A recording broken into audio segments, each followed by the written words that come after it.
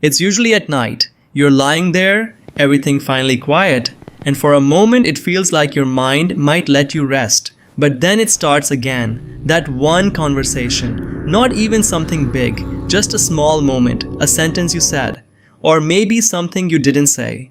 And suddenly you're back there, replaying it, the exact tone of your voice, the look on their face. That tiny pause that now feels way more important than it probably was. You start adjusting it in your head, imagining how it could have gone differently, what you should have said instead, what they might be thinking about you now. And the strange part is, you know it's not helping. You know nothing is changing, but your mind keeps going anyway. Almost like it's trying to fix something that already happened.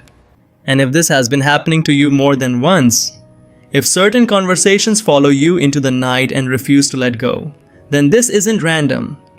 There's a very specific reason your mind keeps pulling you back into those moments. And the first thing you need to understand is this. You're not the only one this happens to. A lot of people experience this exact pattern. They just don't talk about it. Because from the outside it looks small, forgettable even. But internally, it feels like something much bigger is happening. It's not just replaying a conversation. It's replaying what you said, what you meant, what they might have understood, and everything in between. Your mind starts filling in gaps that were never clearly there. You go over the same moment from different angles, almost like you're trying to decode it. Was that awkward? Did that sound wrong? Did they notice something you didn't mean to show? And before you realize it, you're not just remembering the moment anymore. You're reconstructing it, piece by piece. But here's the part most people get wrong about this. They assume it means something negative. That maybe they're overthinking too much. Or that something is wrong with the way their mind works. But this doesn't mean you're broken. It doesn't mean you're weak or socially awkward or unable to let things go. It means your mind is doing something very specific. Something it was actually designed to do. What's actually happening in those moments is not random at all. Your brain is trying to close a loop. Any interaction that feels even slightly unfinished, unclear, or emotionally charged doesn't get filed away properly. It stays active, open, almost like a tab that never got closed. And your mind keeps going back to it, not to annoy you, but to resolve it. Because from a psychological level, social interactions matter more than we realize. Your brain treats them as signals about where you stand, how you're perceived, whether you're accepted or rejected. And when something feels even a little uncertain, it flags it as important. That's why it doesn't happen as much during the day. During the day, your attention is scattered. You're busy, distracted, moving from one thing to another.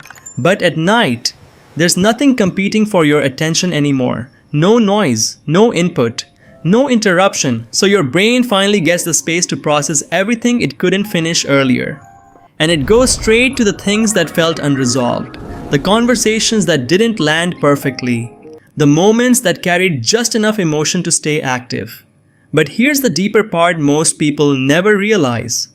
It's not really about the conversation itself. It's about what that moment meant to you. Maybe it touched something small, like wanting to be understood, or not wanting to come across the wrong way, or needing to feel accepted, respected, or seen in a certain light. And because that meaning wasn't fully settled in the moment, your mind keeps returning to it, trying to make sense of it in a way that feels complete. And this is where things start to look very different. Because the habit of replaying conversations, it's often misunderstood as overthinking, something people try to get rid of, something they label as a flaw. But when you look at it closely, it's pointing to something else entirely. It usually shows up in people who are highly aware of how they come across. People who don't just hear words, but feel the weight behind them. The tone, the timing, the subtle shifts in energy. You don't just experience a conversation and move on. You stay with it, you examine it, you try to understand it from every angle, not just what you meant, but how it might have been received. And that requires a level of awareness most people don't even realize exists.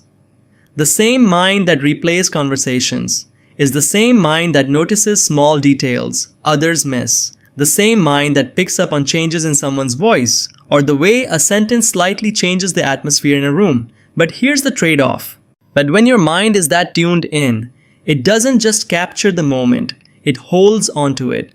It keeps analyzing, not because it wants to torture you, but because it's trying to reach clarity, to make sure nothing important was missed, to make sure you didn't unintentionally create distance where you wanted connection. And that's the part that quietly gets ignored. This doesn't come from not caring.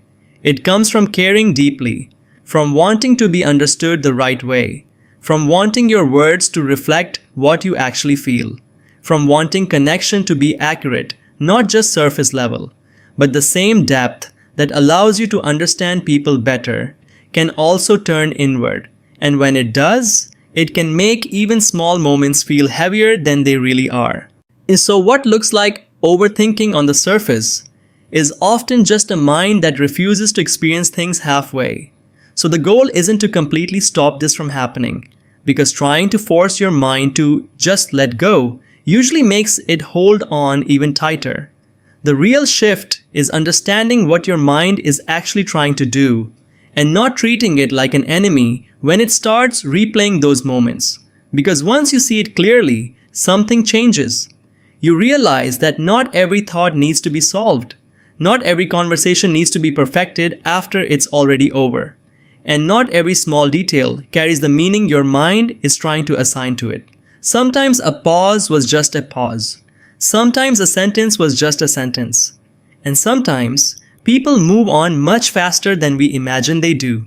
But the mind doesn't always know that. It just tries to protect you in the only way it knows how, by going back, analyzing, adjusting, and trying to make things feel complete.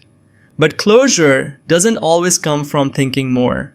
Sometimes it comes from allowing a moment to stay unfinished and trusting that it doesn't define you the way your thoughts say it does. And once you start seeing it like that, those late night replays don't disappear overnight, but they start to lose their weight because you're no longer stuck inside them. You're just observing them and letting them pass.